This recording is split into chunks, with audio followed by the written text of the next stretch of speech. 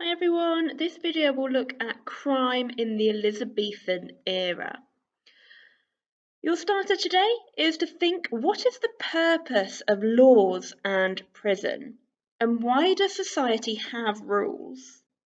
I'm going to ask you to pop your ideas into the chat box as well. So go ahead, pause the video, date, title, and then type your answer to the starter in the chat box.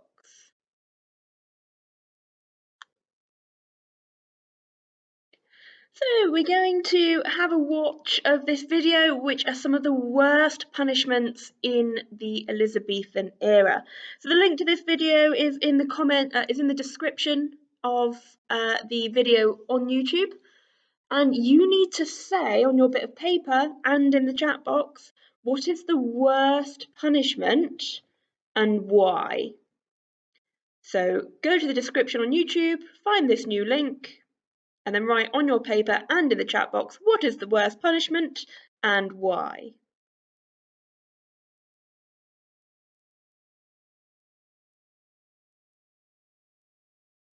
So before we go any further, we will lay out our paper or book for the session.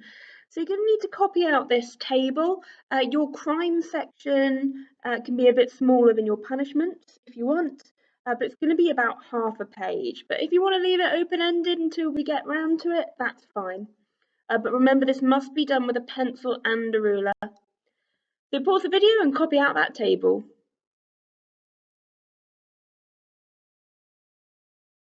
Okay, so we're going to go through some of the crimes and punishments then. Now, if you've already filled in your table from that video, don't worry too much, you can just add these bits of information in. So perhaps the most common crime in the Elizabethan era was theft, which is stealing. And for the purposes of our argument, this is going to be the theft of 6p. These are all real people, I will point out. Mary Jennings had 4 children under 7 years old. Her husband was killed in a war with Spain. Now, there's no system of benefits to help her, and she cannot get a job because she has to look after her children. She is caught stealing bread and cheese worth 6p. She's put on trial with a judge and 6 jury members who are all rich and know the baker she stole from. She is sentenced to death. She is hanged in public. So your crime here is going to be theft of 6p. And your punishment is going to be about hanging and being sentenced to death. Now it seems quite harsh, but again, think about why the rich are being harsh on her stealing, even though it's about the equivalent of, what, 8 quid? You know, what she's stolen and she's killed for it. Think about why they've decided to do that.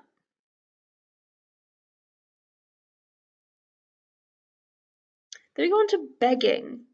So James Harrison was an angler, which is a homeless person who used a stick with a hook to steal things and sell them on. Now he's caught doing this twice. He's then taken to the local justice of the peace, who's a bit like a policeman. And this justice of the peace knows several of the rich people that he stole from and personally dislikes thieves. Now he sentences James to have a hole burned through his ear with a hot metal rod, and that happens in public. So his ear has a big hole in it. And a month later, James is caught stealing again, or begging again, sorry, and is hanged in public, purely for being poor and asking for some money. So go ahead and input this to your table.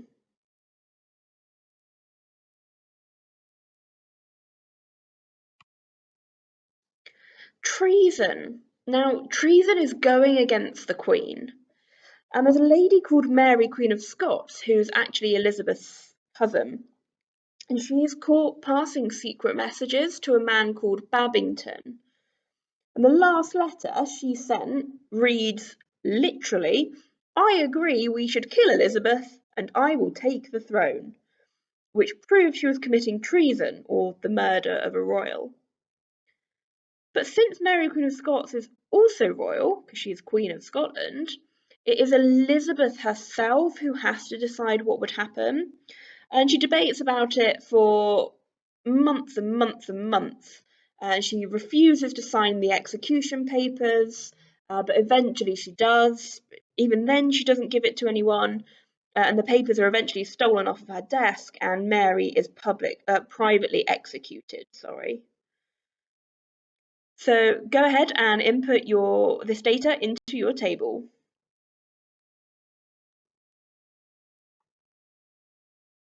So our next crime is adultery.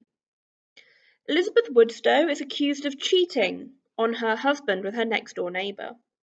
And the only evidence was one other neighbour who had a grudge against her, who had seen Elizabeth coming out of the house. Elizabeth claimed she was just doing his washing, which he had paid her for. She was tried by 3 locals who knew them both. She is sentenced to spend 1 day and 1 night in the pillory stocks, which is that picture there. You're basically locked into this bit of wood with your hands and your feet, and locals would throw rotting food at you to humiliate you. So go ahead and pop that into your table.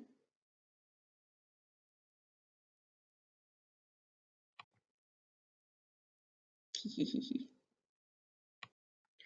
we have another crime, which is being in debt.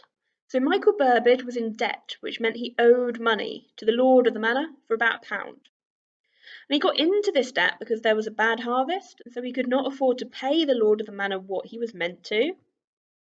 So he's asked to pay it by the end of the week, which he does not. So he's then collected by the parish constable and whipped through the street. And he even allows the lord of the manor to get a couple of hits in as well. And if he's caught again, he will go to prison, which also, by the way, you have to pay for. So you're in trouble for owing money, and then they'll send you to prison where you have to pay more money that you don't have. But anyway, I won't go into it. So go ahead and pop that one into your table then. And it's now time for my personal favourite person in history. The crime here is writing things against the Queen. So this is John Stubbs. He's a Puritan, which is a very strict Protestant. And he wrote some leaflets criticising Queen Elizabeth, who's a Protestant, for talking about marrying a French Catholic. And he sent these leaflets to people all around the country. And Elizabeth herself sent for his arrest. He is tried with seditious writing, which just means like nasty writing. And he has his right hand cut off, hence why his surname is Stubbs, because he had a stub for a hand after they chopped it off. And he's then sentenced, for good measure, 18 months in prison. So go ahead and pop that in your table. So we're going to go ahead and think contextually now. We're going to think about things going on at the time. To lead us to answer this question at the top, were both crime and punishments necessary? You think about what punishments you experience in your school life. If you don't do your homework, you get a behaviour point and a detention. Type in the chat box now, why do we give you that kind of punishment? Why do we give you detention? I'll give you a hint. It's not because we're feeling nasty.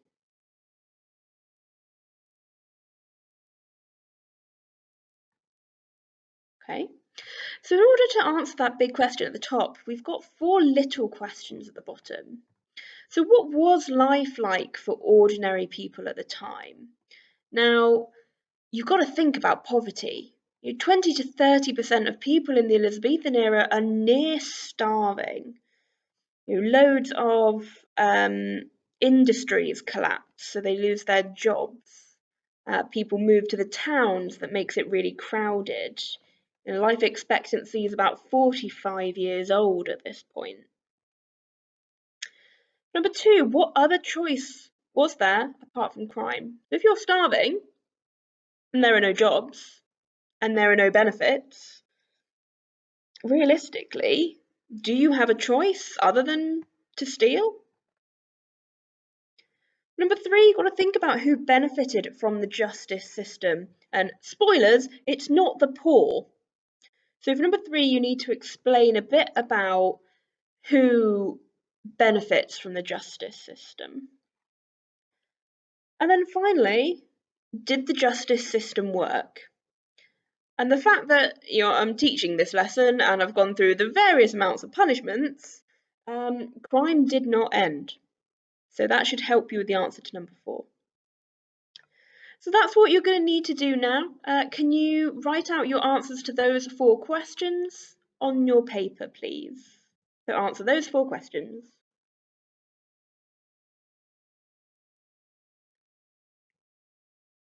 Okay, your final task for the lesson is to imagine that you are Elizabeth, Queen Elizabeth I, writing to the local justice of the peace, who, if we remember, are a bit like a policeman, after finding out about John Stubbs' leaflet. Now, you're going to write a letter to that local justice of the peace about what punishment you would like for Stubbs and explain why. It's probably going to be about half a page long minimum.